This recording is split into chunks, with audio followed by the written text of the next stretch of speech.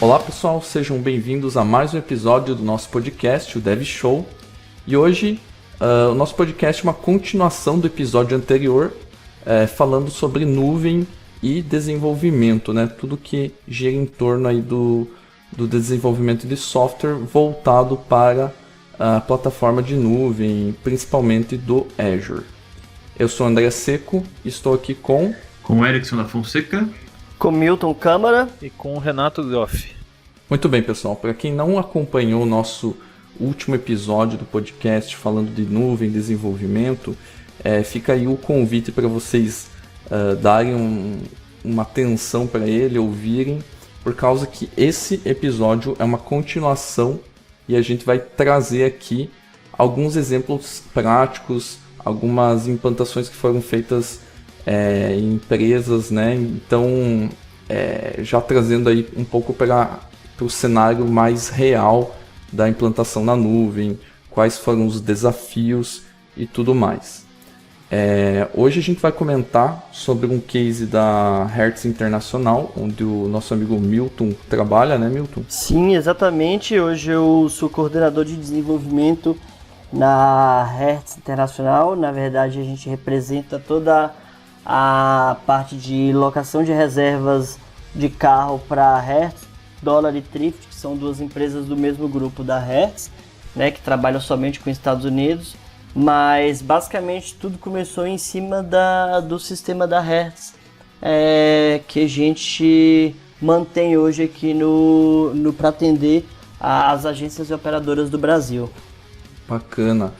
Para quem não ouviu o episódio anterior, só dando um overview, a gente falou aí então de cenários on-premise, a questão dos custos que a gente tem em rodar sistemas em um ambiente local, on-premise, né? Os custos invisíveis, né, que muitas pessoas não colocam na ponta aí da caneta e acaba não fazendo a conta de forma certa na hora de migrar para a nuvem. Então, às vezes fica muito mais barato você manter o teu sistema on-premise porque a pessoa não fez a conta certa. Então a gente falou bastante sobre isso, falamos alguns pontos sobre migração, né, a parte de hospedagem da sua aplicação, storage, banco de dados. Então hoje a gente vai focar mesmo nesse case e trazer um pouco dos cenários reais. Legal. Eu acredito que ir para a nuvem, mesmo indo para IaaS, eu ainda acredito que seja mais em conta do que utilizar plataformas aí que a gente conhece no dia a dia, né? Mas um dos nossos pontos que fez a gente migrar para a nuvem não era só a questão do custo, era a questão de sair do IaaS e ir para o PaaS, né? Então a gente tem alguns detalhes em relação a isso. Não sei se vocês já querem entrar nesse ponto já. Então, até uma coisa que eu ia perguntar para você, Milton, eu sei que você usa diversos serviços do Azure, então vocês focam bastante em PaaS, tá toda a infra de vocês na nuvem hoje, mas uma coisa que eu gostaria de questionar e que a gente vê em muita empresa que está começando a ir para a nuvem é que num primeiro momento, você conhece muito a Azure, está sempre em eventos com a gente, né? Mas assim, num primeiro momento, o pessoal tem meio que aquela visão, não, migrar para a nuvem é simplesmente botar VMs na nuvem e daí eu instalo minhas aplicações, meus serviços, e na verdade não, a gente sabe, é possível fazer isso, mas assim, seja o Azure ou outra plataforma de cloud, né? A gente sabe que tem N opções que simplificam a vida e que são bem mais em conta do que o cara alocar uma máquina virtual e simplesmente transferir a infra de um ponto a outro, né? Exatamente. Uma coisa que talvez muita empresa não vai gostar do que eu vou falar agora é muita empresa quer fazer isso para tentar primeiro conseguir vender ali o serviço, né, para o cliente, para poder tentar forçar o cliente. Então o pessoal fala, vamos para a nuvem, já coloca tudo no IaaS, depois a gente vai fazendo aos poucos para o PaaS. Então, tem 2 pontos aí que eu vejo. Por exemplo, quando a gente era IaaS, a gente utilizava um player de cloud, né? Não era exatamente serviços de cloud mesmo, mas era virtualização de máquina. Porém, eles me vendiam o serviço de gerenciamento dessas máquinas virtuais. Então, primeiro ponto, precisa entender que se você for para a nuvem, você vai precisar ter alguém para poder cuidar dessas máquinas. Não é simplesmente a gente colocar essa máquina lá e falar tá tudo certo que a Microsoft vai gerenciar para mim. Ela não vai gerenciar a parte de sistema operacional e tudo mais. Isso aí fica por conta do cliente, correto? Né? Então, assim, se você está num player que você já tem máquina virtual, pelo menos você já tem ali, em determinados tipos de serviços, você já tem o gerenciamento deles. Às vezes eles vendem a máquina virtual com o gerenciamento, eles cobram um valor a mais e gerenciam para você, certo? Então, precisa pesar muito bem isso. Então, será que realmente vale a pena ir para a nuvem amanhã e jogar tudo numa máquina virtual e depois ver o que vai fazer? Às vezes é melhor se segurar um pouco essa migração e ver realmente como que faz para poder migrar para um modelo PaaS, sendo que você não vai ter toda essa responsabilidade, entendeu? A não ser que você já tenha um time de infra especializado e vai dar conta de gerenciar tudo isso para você, ok, não vejo problema. No meu caso, por exemplo, eu não tenho um time de infra que é especializado em virtualização, nesse modelo IaaS. A gente tinha que se virar assim, sozinho, entendeu?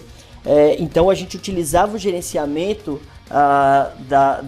desse player que a gente utilizava, que a gente trabalhava, e pra gente não era um problema, mas pra gente migrar pra nuvem, pra não ter um gerenciamento, seria um problema. Então a gente optou por migrar pro modelo PaaS, né? Aí a gente teve algumas questões aí que a gente vai falando aqui ao longo do podcast.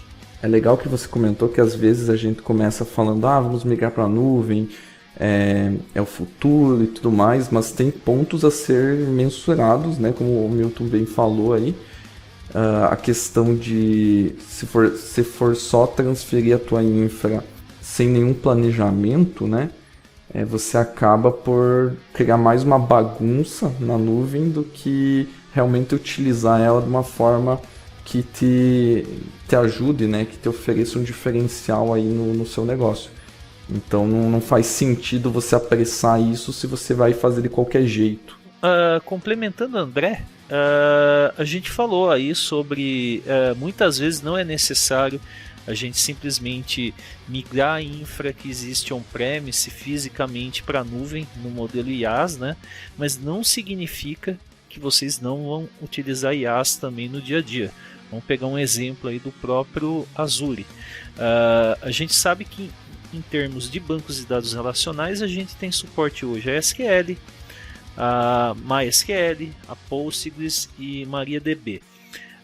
Supondo que de repente você utilize Oracle.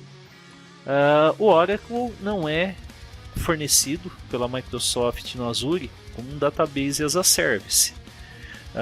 Mas dá para a gente utilizar. O próprio Azure tem templates que você cria máquinas virtuais, né, servidores, com o Oracle já devidamente instalado. Ou dá também para, sei lá, de repente você criar uma máquina, seja uma máquina Windows, seja uma máquina Linux, você tem licença do Oracle, de repente você utiliza a sua licença e faz a instalação num desses servidores. Então, não significa que você vai matar o IaaS, mas assim, tem muitos serviços que desobrigam você a depender da infraestrutura clássica, né? A gente vira e mexe, acaba falando em eventos online ou mesmo presenciais. Vamos pegar aí o exemplo do serverless. Embora o nome sugira que não exista infra, é óbvio que existe infra. Sem infra você não vai rodar uma aplicação web como é uma Azure Function, por exemplo. Mas na prática, o que acontece? Qual que é a grande ideia por trás do paradigma conhecido como serverless? A gente não precisar se preocupar com questões de eu preciso escalar horizontalmente ou verticalmente. a gente deixa, o serviço consegue se auto-escalar, claro, se tem um uso bem mais intensivo, a cobrança pela utilização desse serviço será maior no período aí de faturamento, que é um mês normalmente, né? Exatamente. Um dos pontos em relação a isso que eu vejo de grande importância principalmente nessa parte de serverless, é você dar mais foco exatamente para o seu negócio. Então, você se desprender um pouco da parte de infra. Lembrando que quando a gente fala isso, não estou falando que o pessoal de infra não serve para nada. Caso você tenha um time que não tenham pessoas de infra, que aí você não vai ter que tirar tempo que você poderia dando foco para o negócio em si, do desenvolvimento de software, para trabalhar com a infra, entendeu? Mas se você tem um time de infra, volta a repetir, tudo bem, existem cenários e cenários, né? Cada cenário aí tem sua importância. Milton, voltando no caso da Hertz, seria interessante se comentar, você que viveu isso aí no período de migração, quais foram os primeiros problemas no momento que vocês decidiram, vamos migrar? Qual foi a primeira decisão importante que você teve que tomar em relação a essa migração? Foi alguma coisa assim que você conseguiu migrar muitos serviços ao mesmo tempo, ou foi uma coisa mais lenta? Como que foi esse processo? Então, eu particularmente sou uma pessoa, digo até um pouco assim, até corajosa por tudo que eu fiz, porque eu não fiz um planejamento totalmente bem modelado, entendeu? Até porque as nossas aplicações legadas, por mais que sejam aplicações Webforms e MVC, elas cresceram de uma forma muito rápida e a gente acabou perdendo um pouco do controle da escalabilidade dela. Então, assim, eu não conseguia mensurar exatamente quanto que uma aplicação minha ela ia gastar de um serviço de Azure, por exemplo, porque eu tinha banco compartilhado com um sistema e com outro, então ficou um pouco embolado essa parte aí. Aí eu fui na cara e na coragem. Então, assim, primeiro ponto que eu percebi que a gente tinha que se atentar era a parte do storage, né? Então, nossos sistemas eles tinha muita questão de você salvar arquivo em disco local, né? Então a gente teve que se atentar primeiramente a isso. Então a gente teve alguns problemas em relação a isso, né, no primeiro sistema, porque a gente tinha vários pontos de escrita de arquivo. A gente tentou alterar modificar todos esses pontos para storage, né? Só que a gente teve alguns problemas com outras partes dos sistemas que a gente não conseguiu mapear isso de forma eficaz num ponto onde eu subisse toda a aplicação e tivesse rodando 100%. A gente teve alguns problemas aí quando a gente colocou em produção, né? Um outro detalhe que eu tive também, mas aí eu acho que foi uma questão da minha assinatura. Como a gente tem uma assinatura partner, Microsoft Partner Network, a gente automaticamente, eles criam uma assinatura para a gente do Azure, porque a gente tem um crédito, né, grátis. E pelo que eu andei vendo, nossa assinatura não tinha a opção de banco de dados aqui no sul do Brasil. E aí o que eu tive que fazer? Eu tive que hospedar as minhas... Como eu já estava com vários serviços dentro do Azure já, eu tive que colocar todas as minhas aplicações no East US, lá nos Estados Unidos. Eu optei por colocar no East US porque é uma região que, e pelo que eu vejo, assim, é uma das... Não tem problema como em outras regiões. Eu acho que vocês que utilizam o Azure, vocês podem falar isso também melhor, né? Sim, geralmente o East US dá bem pouco problema. Eu acho que... Eu não tenho essa informação, mas se não me engano, não tenho certeza. Mas se não me engano foi uma dos primeiros data centers, né? Inclusive, novos serviços a gente observa, né? Eles surgem primeiro no East US.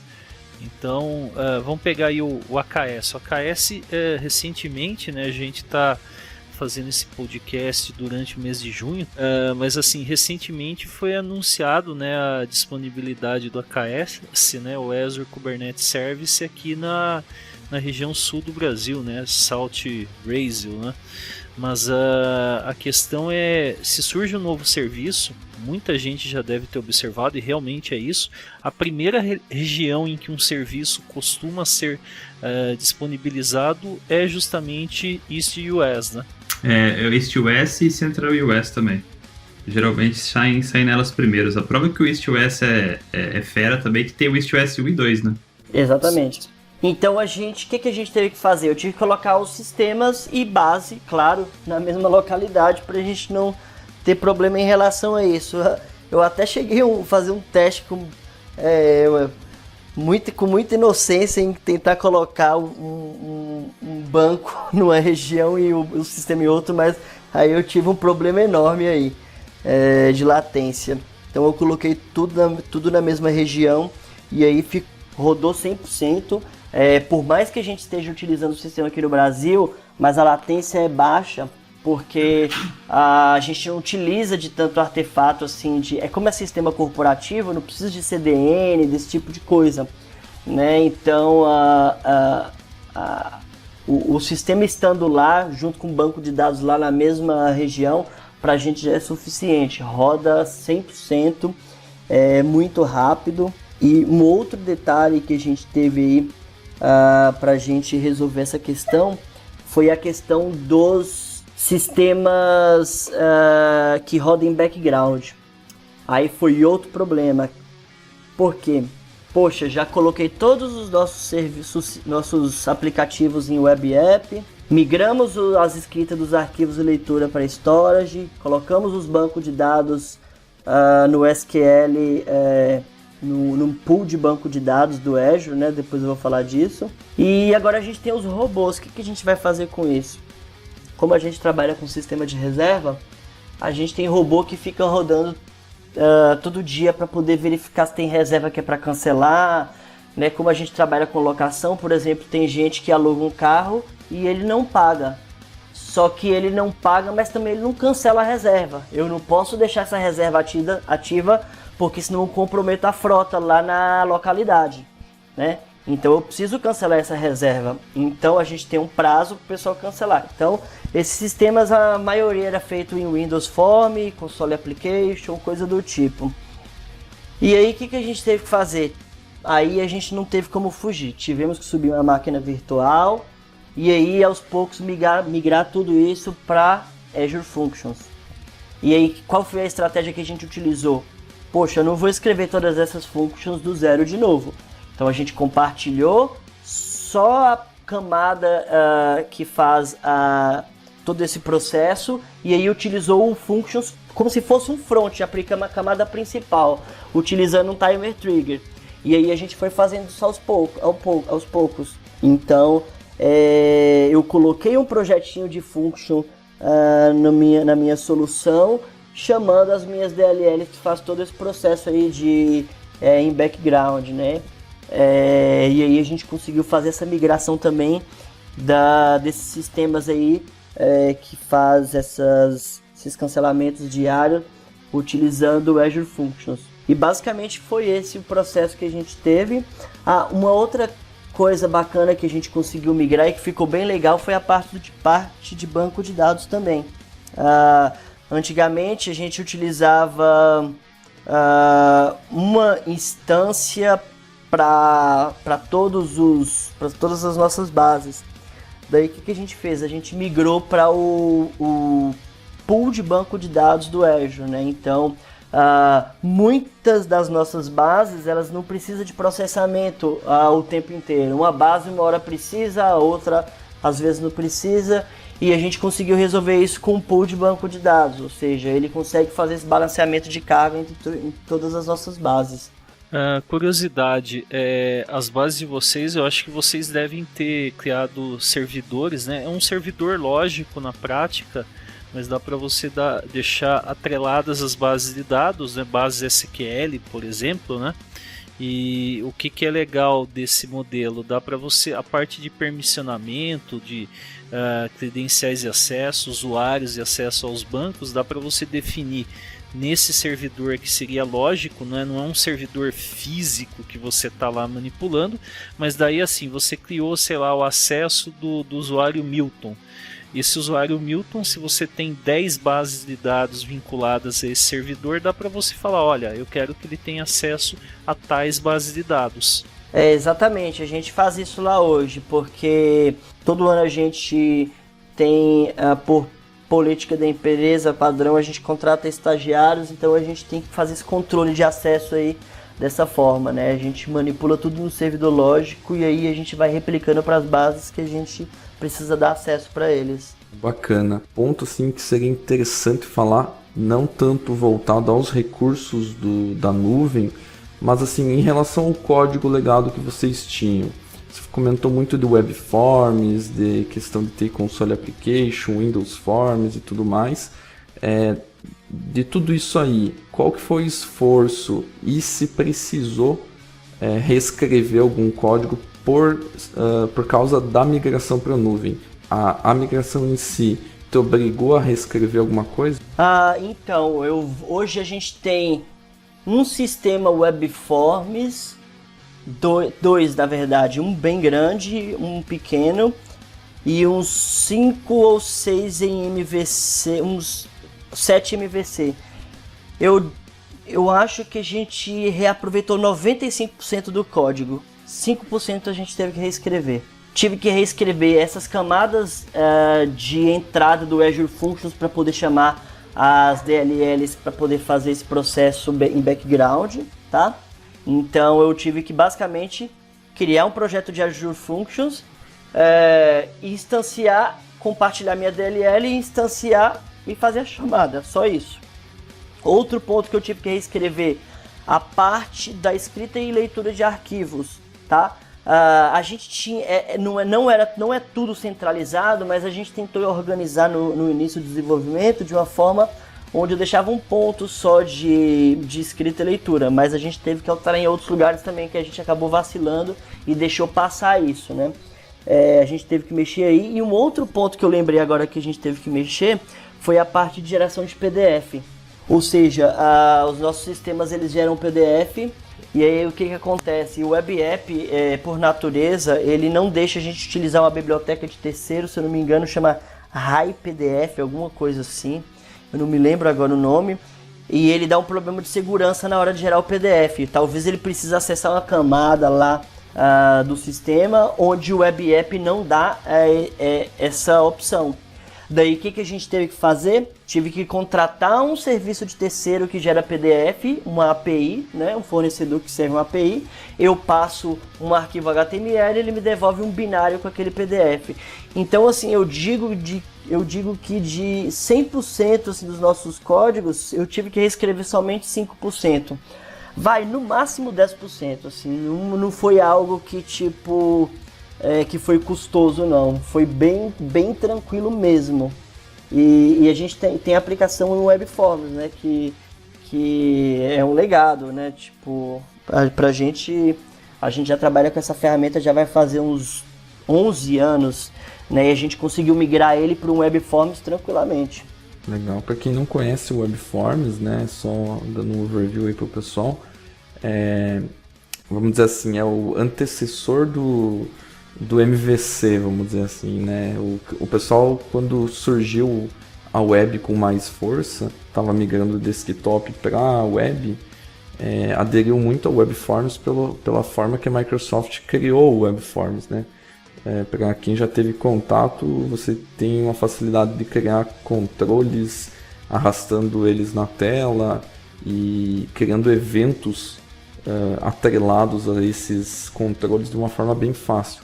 Aí depois veio o MVC, né, que o Milton comentou que eles também têm, que seria a evolução do Web Forms. E agora a gente tem a parte de ASP.NET Core e tudo mais, que eu acredito que vocês têm aplicações lá escritas com ASP.NET Core já, né, Milton? Sim, a gente tem. Voltando um pouco ao WebForms, o WebForms ele remete muito ao Windows Form, né? Para quem trabalha com Windows Form, para ir para o WebForms, eu acho que eles fizeram até isso de forma estratégica, para você ter aquela parte de controles dos eventos e tudo mais.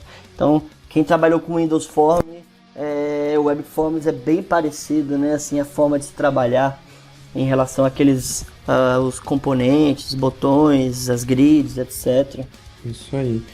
Outro detalhe que seria interessante falar é do cenário on-premise que vocês tinham para o cenário nuvem hoje. No que se tornou muito mais fácil você estar na nuvem, além de, óbvio, não ter a estrutura física para manter e tudo mais. Mas assim, qual é a demanda do dia a dia que você vê que, estando na nuvem, facilitou muito o teu trabalho? Então, o primeiro ponto é o seguinte.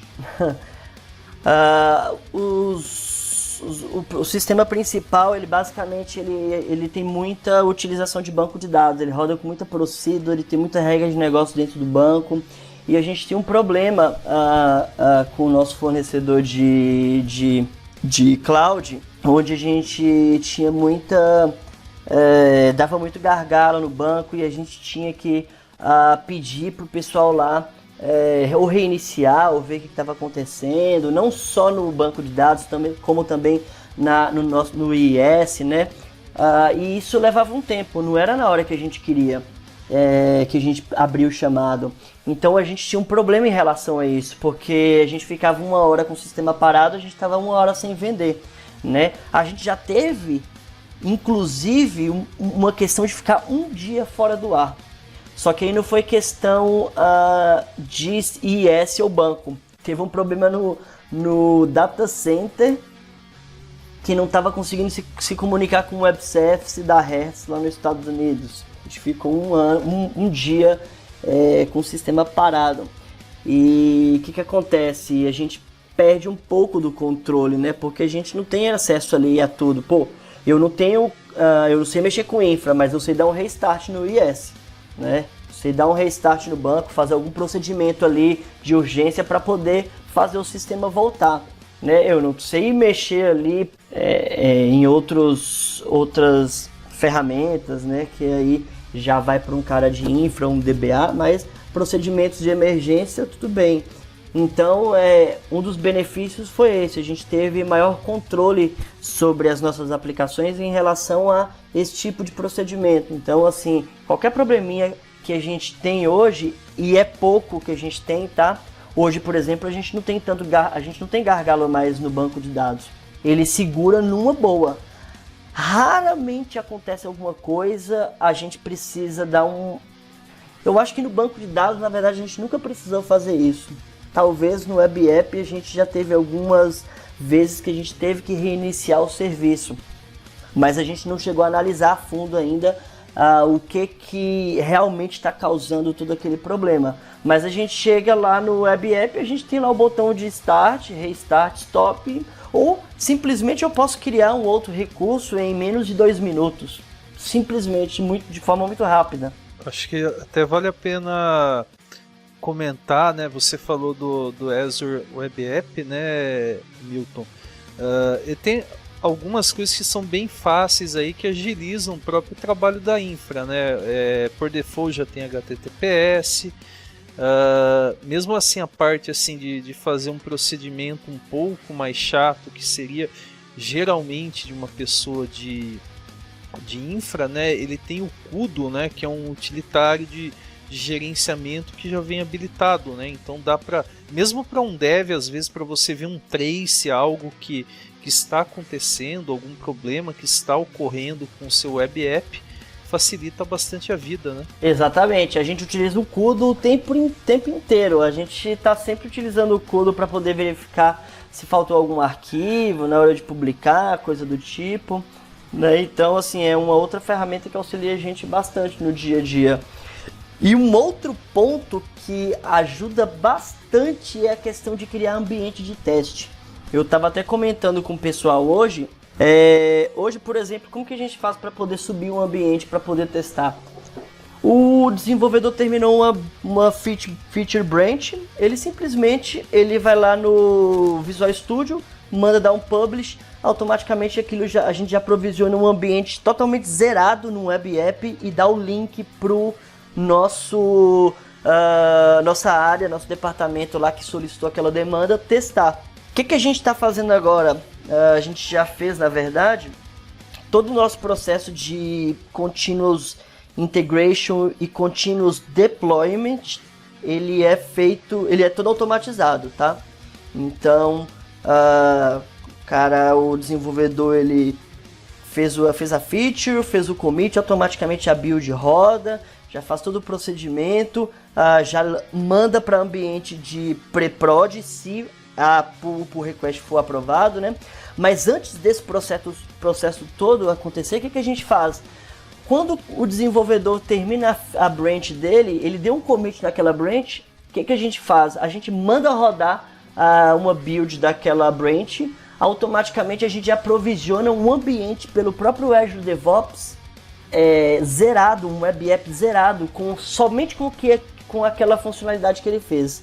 E aí a gente faz toda a parte de infraestrutura como código dentro do próprio Azure DevOps, utilizando o Azure Resource Manager, e aí a gente cria lá uma URL, então a URL fica, por exemplo, o nome da branch.azurewebsites.net, a gente pega aquela URL, o próprio sistema já manda um e-mail pra gente e a pessoa já testa aquilo, dando ok, aí o desenvolvedor faz o pull request para master e aí entra na esteira de publicação em ambiente produtivo. Isso aí, em questão de... em menos de 1 minuto, tudo isso acontece com um único commit. Então, assim, o provisionamento de ambiente de testes hoje pra gente ficou muito mais prático, muito mais rápido, né? E muito mais fácil para poder entregar aquele produto para o pessoal testar, entendeu? Não fica criando aquele gargalo, aquela fila, não, eu tô esperando eu testar aquilo porque aquele ambiente ainda tá parado e tudo mais. Então ficou tudo mais prático agora. O desenvolvimento fica muito mais fluido, né? Exatamente, fica muito mais fluido. Bom, Milton, e a respeito de custos, houve uma economia significativa para a Hertz quando vocês começaram a fazer essa migração toda dos seus aplicativos para a nuvem? Sim, esse foi um outro ponto também que foi muito interessante para a gente. Eu digo que na época, quando a gente fez essa migração, a gente só tinha esses sistemas legados aí. A gente conseguiu reduzir o custo, eu acho que em torno entre 40% e 50%. Então a gente reduziu pela metade o custo que a gente tinha com outro fornecedor. Então esse foi um outro ponto muito importante pra gente. Hoje a gente aumentou um pouco o custo porque a gente, além de todas essas aplicações, temos agora novas aplicações, outros serviços utilizando, mas basicamente foi quase 50% de redução de custo. Nossa, sensacional. Isso em relação ao ambiente que você já tinha, você migrou, você teve 50%. Agora que você está crescendo e está evoluindo, criando novos sistemas, vai aumentar o custo, né? Mas iria aumentar o custo também se você tivesse no ambiente on-premise, né? Isso não ia mudar. Exatamente. E outra, quando eu estava no ambiente on-premise, eu tinha basicamente só 2 máquinas. Eu tinha uma máquina para poder servir todas as minhas aplicações e uma máquina para servir o meu banco de dados. Eram 2 máquinas virtuais somente, né? Ou seja, hoje está tudo mais distribuído as coisas. Tipo, se uma aplicação, por exemplo, caísse, correria o risco de eu perder também acesso às outras aplicações pelo fato de talvez travar o IIS ou coisa do tipo, né? Hoje eu não tenho mais esse problema, né? Então a gente meio que distribuiu todo esse custo aí em recursos dentro do Azure. Sem contar que todos esses ambientes que eu crio hoje para poder fazer teste, eu utilizo na camada free. Na verdade, os sistemas menores eu utilizo em camada free. Quando o sistema é um pouco maior, eu já deixo uma camada já preparada para isso, uma camada standard para poder receber uma feature nova, onde ela precisa de um pouco mais de recurso. Mas quando é alguma coisa muito simples, uma camada free já é mais do que suficiente para o nosso departamento fazer algum teste e validar ali se a regra de negócio que ele vai verificar tá tudo ok. Até porque ele não vai testar o sistema como um todo, ele vai fazer o teste somente daquela feature que ele solicitou, entendeu? Aqui não é um teste de regressão, no caso, ele vai fazer um teste específico da ferramenta ali que ele tá pedindo, né? E eu acho que um ponto que você tocou que é bem importante, antes você tinha um ambiente limitado em questão de hardware mesmo, 2 máquinas, seja VM ou não, mas você rodava tudo nelas, e agora tendo esses serviços distribuídos, não só o problema de você cair um serviço, você vai ficar só com aquele serviço parado e os outros vão continuar funcionando porque está distribuído.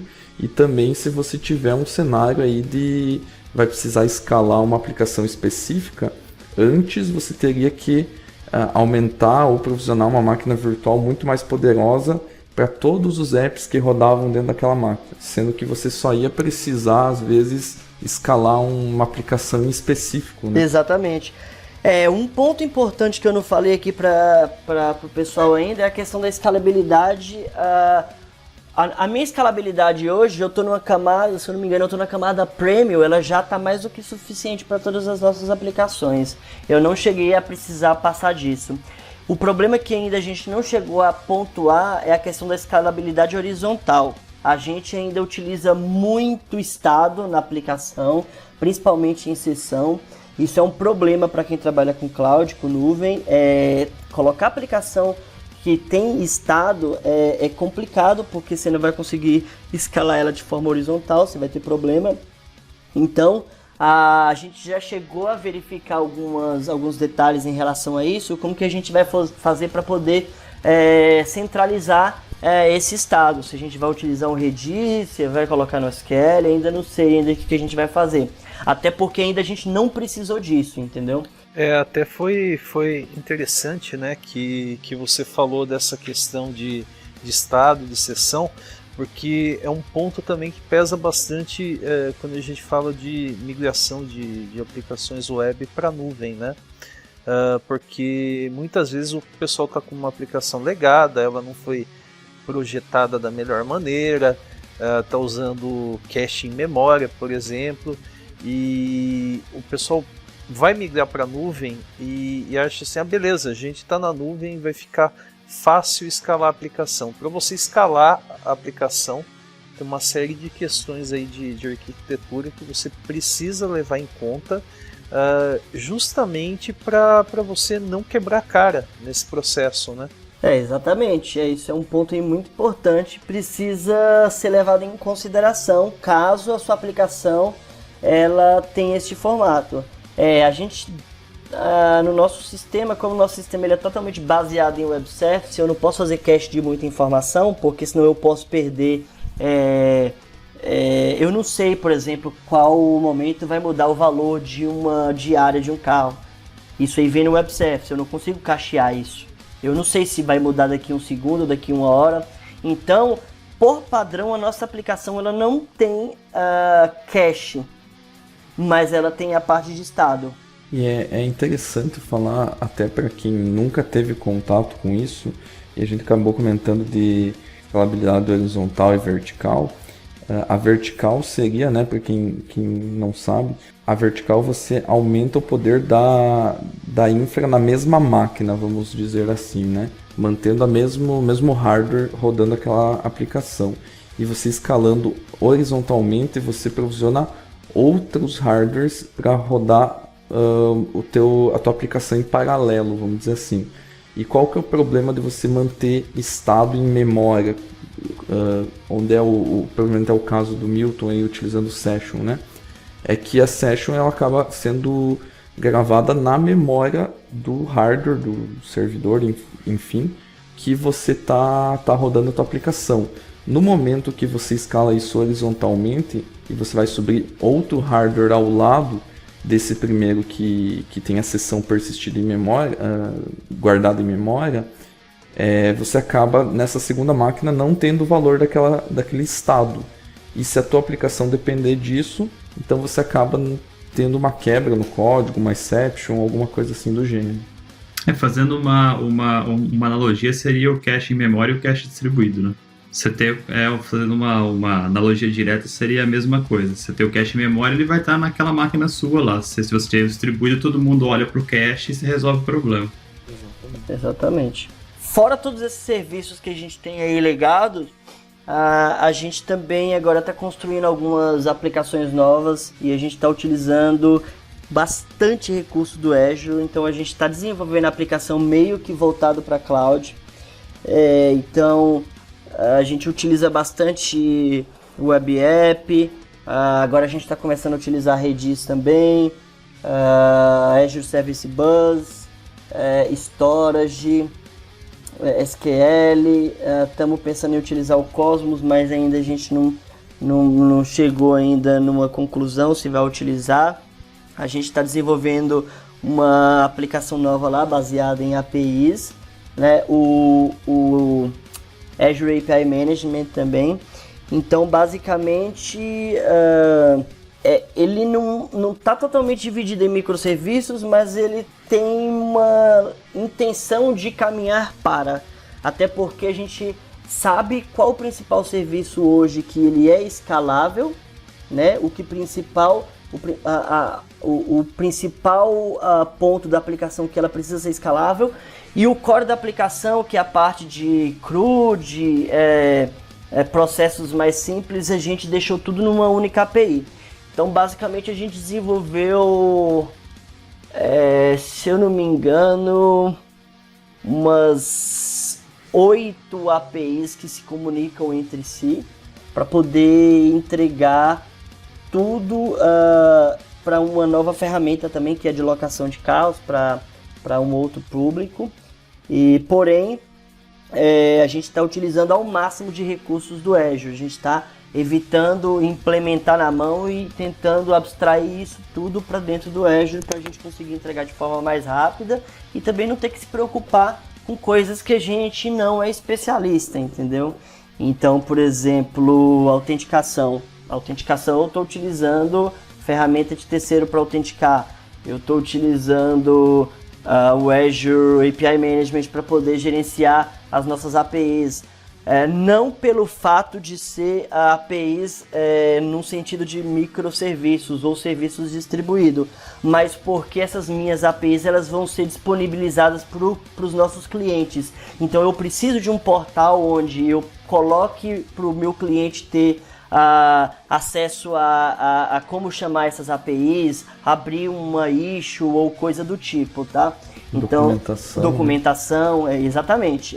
O API Management a gente não utiliza como que eu posso falar, como um centralizador das APIs para deixar tudo de forma centralizada, mas sim pelo fato de conseguir entregar para o meu cliente um produto.